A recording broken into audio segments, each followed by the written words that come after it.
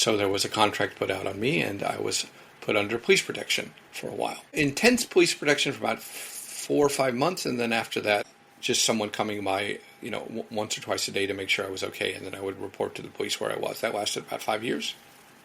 After about 3 months, I was going crazy. I'm like, I can't deal with not leaving the house, but yet I don't want to be pushed in front of a train or something. And I was like, okay, if I can't ride public transportation and I am in some danger, what am I going to do?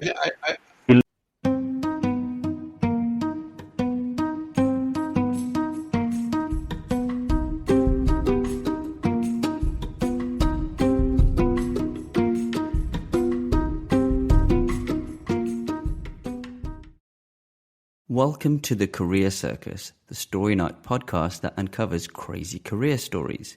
The stories that you tell your friends over drinks that are just too wild, too funny, or too awkward to keep to yourself. This podcast is where we bring these stories to life. Each week, we're joined by incredible guests from the worlds of politics, business, government, sports, and media who are brave enough to share their most unbelievable career stories. From surprising screw-ups to hilarious misunderstandings, we're exploring the lighter, stranger side of professional life. So get ready to be shocked and tickled, because this is where career paths get truly entertaining. And today, we're joined by the incomparable Jake Adelstein. He's an American journalist who plunged deep into the shadowy world of organized crime in Japan, becoming the first non-Japanese staff writer at the prestigious Yomiuri Shimbun newspaper. For over a decade, he navigated the intricate and dangerous Tokyo underworld, bringing to light stories of extortion, murder, and human trafficking. His incredible experiences formed the basis of his best-selling memoir, Tokyo Vice, which many of you will know from the hit HBO series of the same name. A follow-up to Tokyo Vice called Tokyo Noir was published last year. From dodging Yakuza threats to uncovering international scandals, Jake has some riveting stories that we're about to unpack. And he joins us now from Tokyo. Jake, thanks for coming on the show. Thank you very much for having me on the show. I should say quickly that it's actually pronounced Adelstein, and the show pronounced it Adelstein. It's actually the German pronunciation is Adelstein. But, by the time we started filming, Alan Pohl, one of the directors, was like, it's Adelstein. And I'm like, well, actually, I guess it's a little late to change it now.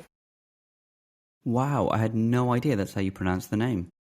Oh. Yeah, well, there's the diction between fiction and reality. And then it is nice to have the Meicho Shimbun up there. A lot, when they dismantled the set, I took a lot of the stuff home, which was fun. I mean, to sort of recreate the newspaper office in your own home. Yeah, and the show was filmed entirely in Japan, apart from a bit of season 2, which was in Hawaii, I believe. Yeah, a bit in Hawaii and a bit, in Canada, it's supposed to be Missouri. That's a long story. Yeah. I hope that this is just audio and that you're not going to put up a YouTube video, because I'm about to drink some Pepsi because it's really hot out here in Japan. Your listeners can listen to me burp in stereo, but I will say, gomen nasai. I think actually in Japan you don't have to apologize when you burp. There are other things you have to apologize for, but I think that's one of the things you can get away with, which is a cultural difference. Well, on that note, you've been in Japan for decades now. What are some of the cultural differences that surprised you when you first got there? What I think is a huge cultural difference is that you learn to speak Japanese. You have to recognize the Japanese worldview, which is that essentially we're not equal. That every relationship is vertical. You're either lower or you're higher in your verbs, your pronouns, all of those things. The words you address others with. The honorifics you use will have to change according to the difference in your statuses. So you're very conscious of the fact that, this person is higher than me in the company, or this person is older than me, or this person is like out of my pay grade. And, and that learning Japanese is also accepting that worldview. You could speak Japanese, I guess, politely to everyone, but you would sound very odd, like you're out of a textbook. So I think that's one of the interesting things. The language is the culture, even now. Doesn't change that much. And that's a bit different to English, because in English, it's just you, no matter what someone's status is. But in some of these European languages, French and Spanish, you'd say tu or vous in French, depending on status and formality. Is it the same in Japanese? Are there just two statuses, or are there several? Well, okay, so when you get to the question of you, there is most of the time you're going to say the person's name, last name, and you're going to add a san. So Tanaka-san, Michael-san, whatever is the most polite. But if you're familiar with the person and they're a friend, you can add a kun. So, Joe-kun, Tom-kun. That's for men to use with each other. Then there's chan, which is usually men use for women or for younger, like young children and things. And then there's sama, which is the really big honorific. And then, you would sometimes you call people by their title. So when I was working in the National News Department, sometimes I wouldn't call my boss by his name. I would just say Bucho, like literally department head, Bucho. Then there's you, which is like anata, which is polite. Then there's like kimi, which is a little more condescending. Then there's like omae, which is literally like the person in front of you. Then there's teme, like you loser. It's really insulting. And then there is probably the worst thing you can do, which is yobiste, which is when you call someone without any honorific, like Tanaka. Do managers do that if they're trying to berate a subordinate in the workplace? Is that the kind of language used? Yes, and when I was just starting out on the job, my sort of immediate boss was Nakajima-san. Notice I put the san there. Once, in the height, where I forget what it was. There was some deadline we were struggling with, and I needed to hand him a photo or something, and I was like, Nakajima, kochi desu, and he's like, omae nani yutta desu ka ima, Nakajima? It's interesting that dropping the honorific, the yobi stay is literally like to throw away the calling. Yobi is what you call someone, and stay is to throw away. So, that is something you want to avoid. I did an interview about the assassination of Prime Minister Abe, former Prime Minister Abe, and someone pointed out that I kept referring to the assassin as Yamagami-san, and then I kept saying Abe, and then you never say add a san to Abe. Just too long to say Prime Minister every time. But probably that reflects my inner feelings about him as a politician and a human being. I find that really interesting because I would, outside looking in, think that when you first show up in Japan, you're not aware of these cultural differences, and so you're more likely to make a faux pas. But Abe-san or Abe, however you want to slice it, died in 2022, at which point you've been living in Japan for decades, and you still made this faux pas, maybe unintentionally, but it still happens.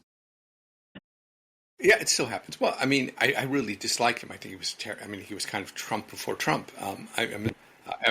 I referred to him on a TV show once as Abe Bonbon, which is like Bonbon is like a spoiled rich child. And I referred to him as Abe Bonbon like several times. And then I think I was banned from TV for doing that because it was incredibly disrespectful. Though people thought it was funny. So, I think if I was, that in the contents of speaking that I should have been a little more careful. Normally I would say, Abe-san, Yamagami-san, or Abe Motosori, or, at least recognize his position. So yeah, that's a terrible faux pas. But it is. The Japanese has many politeness lengths too, which is interesting about it. So when you're working for a company, and this part of the show is about careers, right? You have to have the right level of politeness. But when you get really good at Japanese, there's this thing called inginbure, which is when you insult someone by excessive politeness. Kind of sounds like, I beg to differ with you on this news story, but I feel that the preponderance of the evidence is that dioxin is actually responsible for a large number of miscarriages and deaths, and that the evidence points out. Therefore, this article should be national news, not buried in the local newspaper. I believe that you are mistaken. And then it'll be, pardon me, Mr. Adelstein, but I have been doing this job for the last 25 years, and I certainly have a better sense of news value than you, a young whippersnapper who have never done this job before.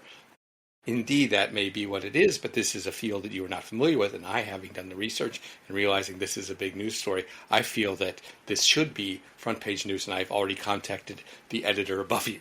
And it goes on, and it's like, that is highly unusual of you to contact the editor above me. Why, that would be going over my head and could be considered rude and out of bounds. And that's what it sounds like in English, and it's kind of like you go on The tone is civil and the words are polite, but you're really insulting each other. And I think it's kind of like a game of chicken. The first person to break and goes like, you dumb asshole. It's like, you lose, like, you lost your temper. You used crude language. I win.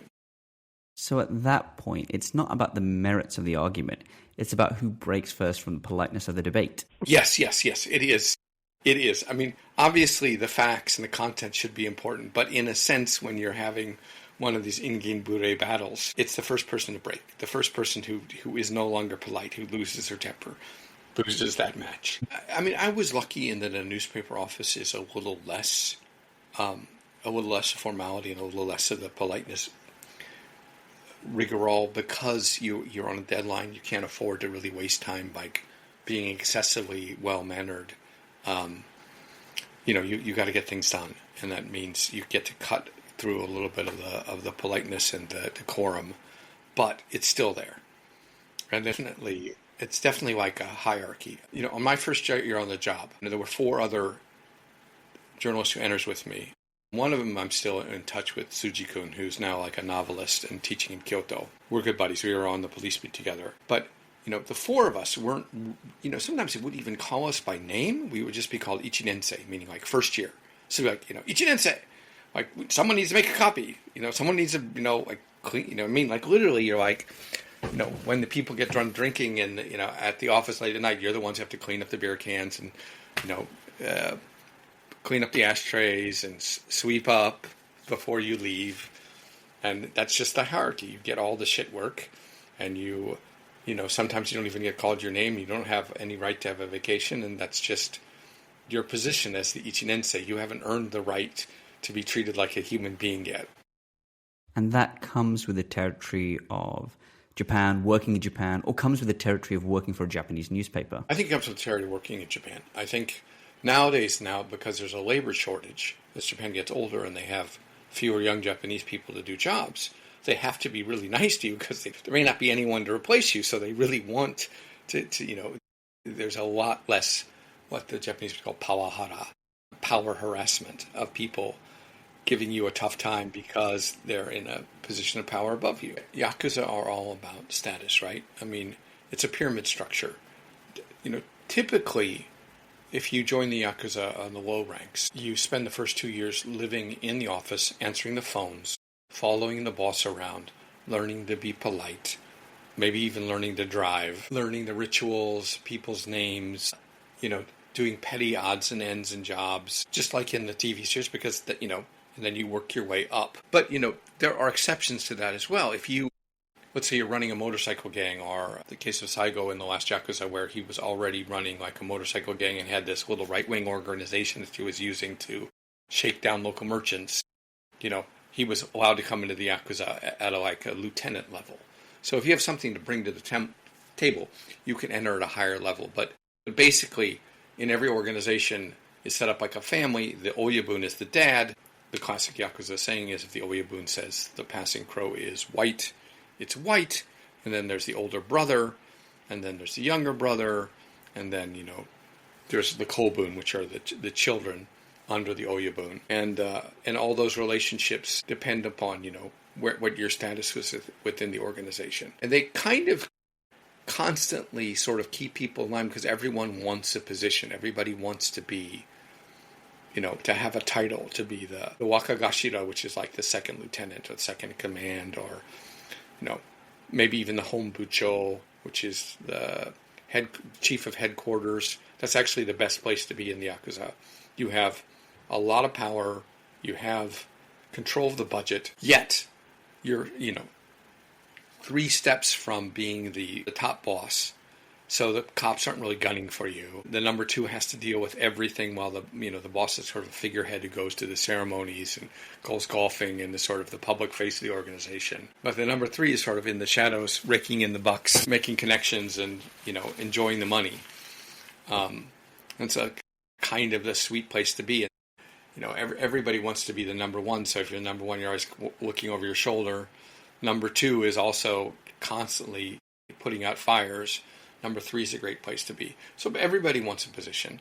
And in groups like the Inagawa Kai, which is another really large Yakuza group in Tokyo, with headquarters in Roppongi. Actually, their offices are located at the Ritz-Carlton. I think once a month, like on a Thursday, you can see all the Yakuza in their cars lining up for the monthly meeting, and you see all the cops outside, like next to the cars. Sometimes the cops and the Yakuza sort of chit-chat with each other, less than they used to in the past, because now they publicly have to be in like an adversarial relationship. That wasn't always the case. But, in the Inagawa-kai has lots of committees and lots of ranks. So, like executive director is a rank that not many people get. And you talk to these guys, and they were like, when I was in Inagawa-kai, I was an executive director, like Senmu Riji, and they're very proud of it. But to me, I'm like, so what? Like you were an executive director. It's like someone being it's not like someone being a middle manager or vice president at IBM. But to those guys, that really matters. And when you think about some of these organizations that had 40,000 members, like the Yamaguchi-gumi did, to get to be in the top 100, that's quite a struggle. And in Inagawa-kai, which had maybe 10,000 at their peak, 7,000, 8,000, to be in the top 100 to be an executive director, yeah, it's quite an accomplishment. But to the average person, it's it doesn't seem that impressive. You're a Yakuza boss. There's hundreds of bosses. So there's no way for us to tell which is more of a status. But at the same time, while there's all this loyalty and talk of brotherhood and the oyabun and respect and honor, there's a lot of really nasty infighting between these guys. Right now, I'm reading this book by Mizuguchi Atsushi, who's one of the best Yakuza writers around. And he's describing the circumstances surrounding the assassination of a gang boss in the Yamaguchi-gumi by someone within the Yamaguchi-gumi and why that happened. He has this passage. He really knows this stuff. He's like, he says, I was kind of disappointed with the Yamake faction of the Yamaguchi-gumi and the Nakano-kai, because when it looked like one of their guys was going to get caught, they'd kill him. These are guys that, eat from the same plate. And when the going gets tough, they off one of their people. That doesn't seem very honorable. And I was like, yeah, you're right. That isn't very honorable. That's not the image of the Yakuza that you have. That's a very Italian mafia thing. More honorable Yakuza groups, if there's an assassination, you don't kill your guy when it looks like he's going to get caught. He goes to prison. You take care of his family and his mistress until he gets out of prison. And then when he gets out, you give him a cash bonus and a promotion. That's how it's supposed to work. That creates team unity. The Yamaguchi-gumi, which Robert Feldman at Morgan Stanley once said is one of Japan's largest private equity groups, has been around since 1915. And at their height of their power, they had a pension plan. So if you put in your 20 years and you retired, which some people are allowed to do, you got $650,000 and a pat on the back and, a gold Rolex and, lived out the rest of your natural life. This sounds a lot like corporate America with promotions, pensions, and mistresses. The only difference is the honor code and assassinations, but otherwise it's corporate America. Yeah. Well, actually more of an honor code. There's a very strict honor code with these people, which is, it's low bar. There's no theft, no robbery, no sexual assault. Most of them ostensibly banned using or selling drugs. Especially the Yamaguchi-gumi was pretty strict about that. Obviously, it's big money, so there are people doing it. But as far as what the Japanese would say, the tatemae, the public face of the organization is no, not acceptable. And if you get caught, you're out. You get caught dealing methamphetamines in the old days, you would get kicked out of the organization, and you lose any chance of a pension. In recent years, as the Yakuza have seen their fortunes decline and struggle to make money, they increasingly engage in, financial fraud, including swindling old ladies and old men, pretending to be their children, getting money, pretending to be police officers, convincing people to pay a huge amount of money to avoid being called into the police station. All these kind of schemes, which aren't very honorable. And ostensibly, those are the other things that get you kicked out of the Yakuza. It is a field that, has been dwindling rapidly since 2011. So there were 80,000 Yakuza, more than 80,000 Yakuza when I started as a reporter, and now there are 19,000. When you started out in Japan in the 90s, there were a lot more Yakuza. They were more powerful and they wielded more influence than today. You come along and you start reporting on them, which threatens their interests and prompts them to retaliate. Did that lead to any particularly dicey situations for you where it took a left turn that you didn't see coming? Yeah, I mean, I was working on this article about Goto Tadamasa, who's this Yakuza boss. Who is, I like to call him the Richard Branson of the Yakuza, except he's a homicidal killer. And one time he was the largest shareholder of Japan Airlines, which makes some sort of a parallel of Richard Branson with Virgin Airlines. And they both have cheesy, mustaches. So there's that common. And let's see, I spent some time with Goto's mistress and maybe only some time with one of Richard Branson's women, so, it's not moving on. But, I wrote about the fact that he got a liver transplant and how he got the liver transplant. And as I was trying to write it, and before the even article came out, my Japanese publisher wasn't careful and the information got over to his side. So there was a contract put out on me and I was put under police protection for a while. Intense police protection for about 4 or 5 months, and then after that, just someone coming by, once or twice a day to make sure I was okay, and then I would report to the police where I was. That lasted about 5 years. Wow. And when that started, were you really anxious, or did you start to accept that as part of your life? How did that make you feel? After about 3 months, I was going crazy. I'm like, I can't deal with not leaving the house, but yet I don't want to be pushed in front of a train or something. And I was like, okay, if I can't ride public transportation and I am in some danger, what am I going to do? A lot of this is in Tokyo Noir, but I was doing a lot of corporate due diligence work. So I had, I didn't say money to burn, but I had extra money because I was paying well. So I knew a guy who'd just been kicked out of the Yakuza for not paying his dues. And so I hired him to be my bodyguard and my driver. And Mochizuki-san, had been, an executive director in the Inagawa Kai. He'd risen to a certain amount of status. He was still on good terms with his Oyabun. And, he was really kind of a ferocious-looking fellow. I hired him to be my bodyguard and gave him a monthly salary. And then, wherever I needed to go, he drove me. And I felt pretty safe. And I think that also that made, a few months into trying to write this article, Goto got kicked out of the Yamaguchi-gumi, right? So he still had men, but no power because he was not a Yakuza boss anymore. So that made my life a lot easier. But I knew that he was very angry about it, and he had men at his hand who could, that if he wanted to take some kind of revenge, he could. So, it made life tense. It was a lot less tense when he was kicked out of the Yakuza, which was, I think, October 14th, 2008. My book came out a year later, so it's really easy for me to remember these dates. Like, the anniversary of my book being published and the anniversary of Goto being kicked out of the Yamaguchi-gumi. I think, that the official date that he got kicked out of the Yamaguchi-gumi might be October 13th, but he didn't get the papers until the 14th, so I would consider that canonical. Right. And was this bodyguard armed? Because guns aren't a thing in Japan. No one gets guns. No. His only weapons were his fist and the fact that we had this really huge Mercedes-Benz, because Yakuza love Mercedes-Benz. So, I guess, his reputation and his fist, that was all we needed. It was, for a guy who wasn't like, I never saw him lift weights or do any of these things. He was just a huge, powerful guy. And his nickname was Tsunami, even when he was a Yakuza, because like a Tsunami, he was incredibly violent and full of power and unpredictable. Wow. Did he ever follow you on vacation if you ever left Tokyo or left the country? Yeah, if I went on vacation, it was like he went with me. If I left the country, he didn't come with me because he couldn't leave the country because he's got a criminal. So if you ever left Japan, was that contract still on you? I suppose it was, but it couldn't be enforced outside of Japan. I think the contract was pulled off after After I wrote an article for the Washington Post, I think that everything was solved. Because once it was out that, once I'd written what he didn't want written, what good is bothering me going to do him? He can't stop it from coming out. It's already out.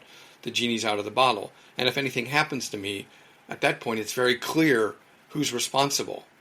And since he would be held responsible, that would have gotten him in a lot of trouble. And also because I'm not stupid, before I wrote the article, I went to one of his rivals within the organization. Yeah, like mafias are not happy families. It's not, when you say the Yakuza, which is a mistake, it's not a monolithic entity where everybody is in line. The Yamaguchi-gumi itself has always had factional wars. And Goto Tadamasa, being a terrible person who attacked civilians and generated a lot of bad will for the organization, had his enemies.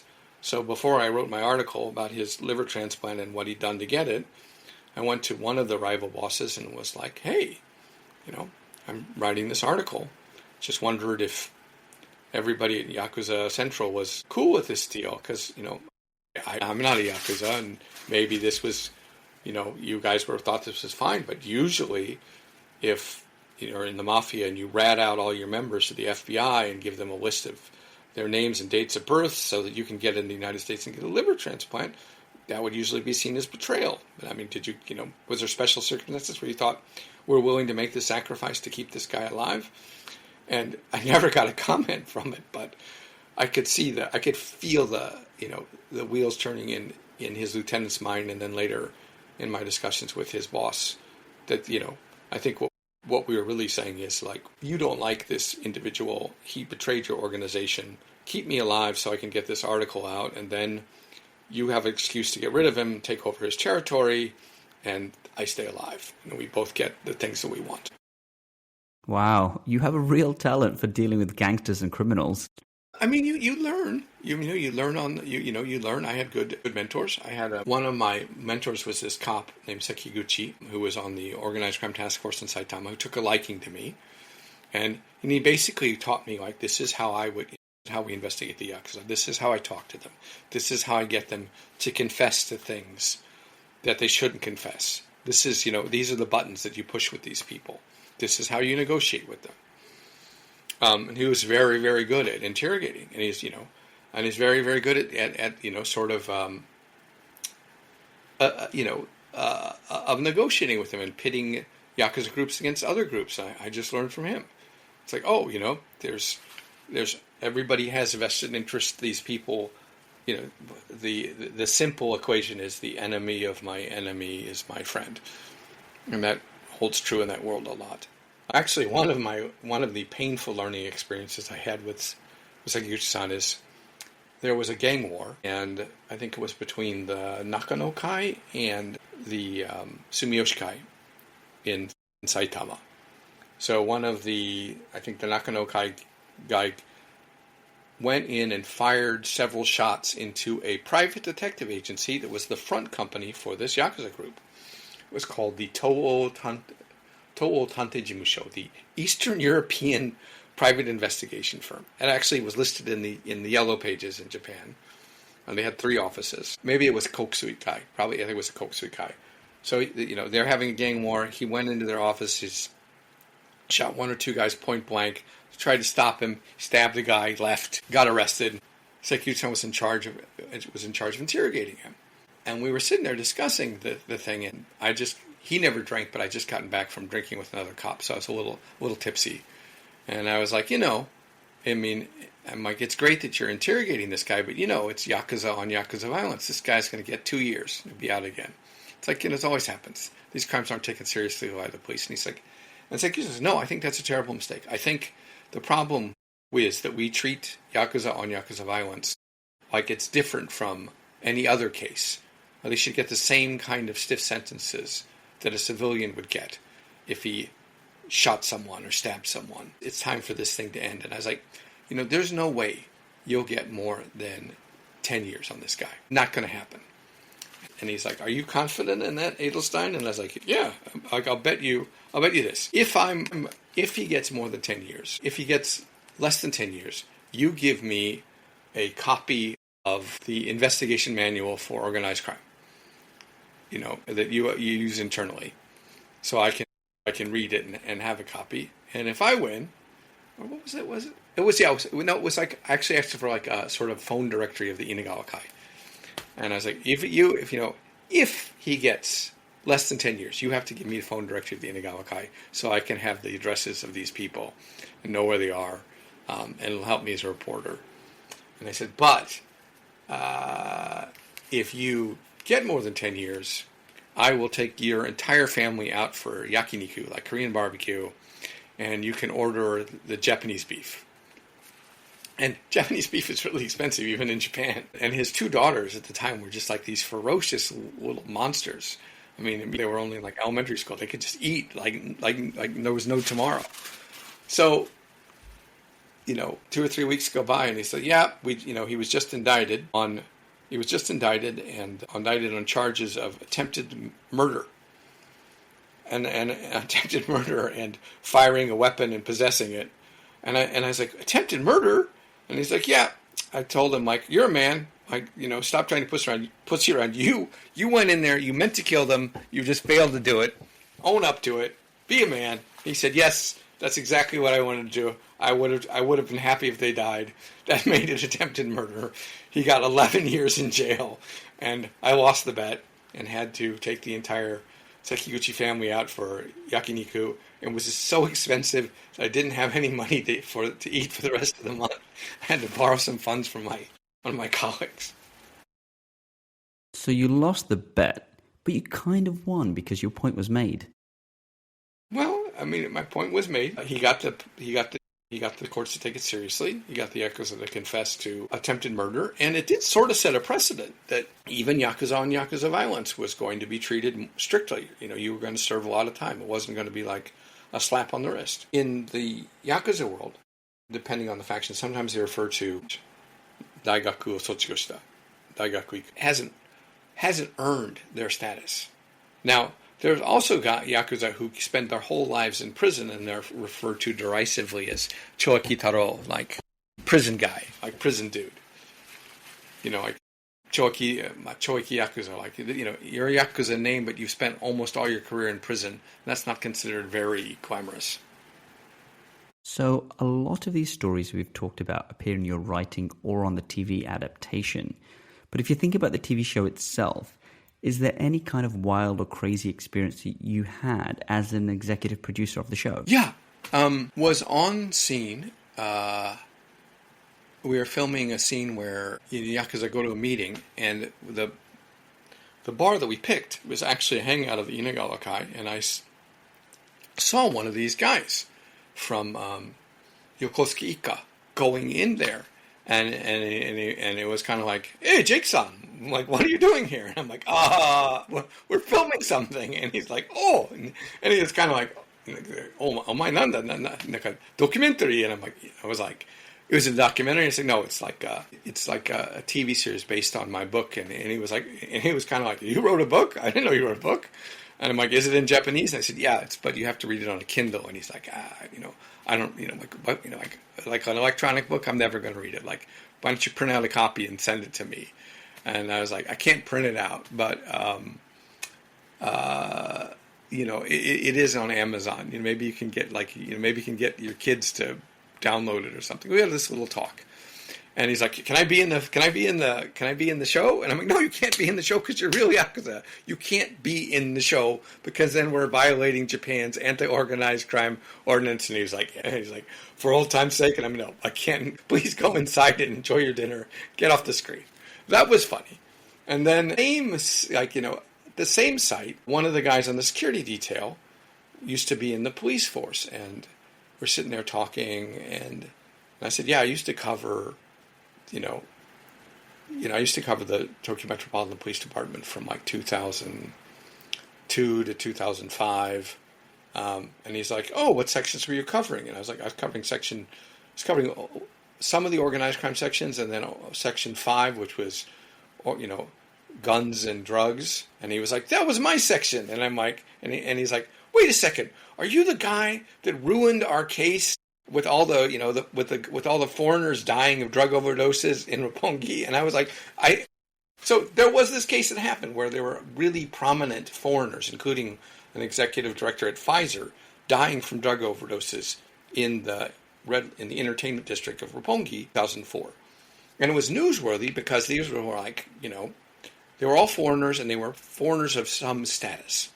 And basically they bought cocaine laced with heroin, and it had killed them. Killed about 4 people. So I worked on that story, and in one of the weirdest, and this actually happens things. I had really good connections in the areas, and the Japanese cops don't blend in with foreigners well, and the victims were mostly foreigners, and I knew who the dealer was, and I knew who really owned the bar. So we sort of struck this deal that I would get the scoop when they arrested this Iranian who was the drug dealer, and and that no one else would get it because we sort of made a cooperative agreement. I think a few weeks ago after we made this deal, like a fifth person died, and then I realized that people who buy drugs like cocaine don't always use them immediately. That sometimes they store them and save them for a rainy day, because I'm not a recreational drug user. And I was like, oh shit, okay, so now we got another person dead. Maybe there's some other people out there who bought cocaine from this guy and are have it at home waiting for that rainy day. They're going to use it and they're going to die. It's like a public safety issue. So I decided to write the article, and I went to the head of the division and I said, like, Tanaka-san, I want to write the article. And he's like, that's not the deal we had. And I said, I'm sorry, people are dying. You know who the guy is. You know his name. You put out an arrest warrant for him. It's up to you now. I can't sit on it because it's a public safety issue. And he was furious, and I got banned from the squad forever. Caught the guy, and this guy, Inoue-san, was one of the investigators on the case. And I was blamed for them never catching the guy because I wrote the article, and supposedly that spooked him away. And this is like 20 years have gone by since this happened. So we had this increasingly animated argument about who was wrong or right on this case, to the point where one of the directors was like, "Please get off the set and stop arguing because we can both hear you," and that was funny. But we did the business card exchange, so me and Inoue-san, are talking to each other, and I think this year me and Tanaka-san, the head of the division, are going to go out for dinner and finally bury the hatchet. So that was surreal. It was surreal to run into an actual Yakuza at the place we were filming and have to tell him, please, do not put your face on the screen. We can't have you on the screen. And it was also fun to run into a cop I used to know from that time. I didn't know him very well at the time. I think we probably sort of ran into each other, like smoking in the hall. I certainly knew his boss. Well, this is all very fascinating. Final question.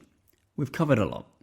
Is there any experience that you found that you couldn't write about, or that you wrote about but couldn't make it on screen because it put people in danger, or just doesn't support the narrative, or anything like that? There's one thing I had to wait 20 years to write, and it's in The Last Yakuza. There's a chapter, For Whom the Chime Tolls, which is actually, if you haven't seen the whole series, or you've seen the finale, when we were trying to figure out how to end the series, we based it on something that really happened. And that's the chapter, For Whom the Chime Tolls. And the reason I couldn't tell it is, during the 90s, there was a series of Yakuza bosses being kidnapped by another Yakuza. And when these bosses were kidnapped, the kidnappers took photos of them being humiliated, like with like a dildo stuffed up their ass. And they would so they would threaten to not only kill the person they kidnapped, but also to release these embarrassing photos if someone went to the police. And so one guy who knew exactly what had happened and had tracked down the kidnapper responsible told me everything in detail, and he made me promise that I would never write that story while he was alive, because there are some complicated parts to that story, including one Yakuza group deciding that the wrong person was responsible for the kidnapping and killing the wrong person. Since there's no statute of limitations on murder in Japan now, that's also a big problem. So I waited 20 years to write that story, and the person who told me passed away during COVID, and so I honored my agreement, and then I wrote it in The Last Yakuza. But am I going to translate that into Japanese? That seems wise. Well, Jake, this has been riveting. Thank you for being so detailed and rich with your insights. I could listen forever, but we've run out of time for today. So a huge, huge thank you for coming on the show. Domo arigato. And hopefully we can do this again sometime. Yeah, thank you. That was really fun. Maybe when the next book comes out, we can have another chat, because that's about The Devil Takes Bitcoin. Has nothing to do with Yakuza, but it is a fascinating history of Bitcoin and cybercrime in Japan. It comes out in England in November. And when is the book released in the US? It comes out in October 14th. And if you're in Australia, you're lucky because it comes out there first. I think on like September 16th or something. Well, yeah, Australia is known for being the lucky country. But yeah, let's revisit this in the autumn. But Jake, for now, thank you very much. Domo arigato and sayonara. Thank you. Thanks for listening to The Career Circus. On the next episode, we'll dive into the fascinating career journey of Dennis Cherkasian, former CEO of CNA Insurance and seasoned board member. From navigating corporate scandals to teaching at top universities worldwide, Dennis shares his wildest stories and insights on leadership, AI, and the future of energy. Tune in then for a captivating ride through the highs and lows of a remarkable career. But until then, goodbye.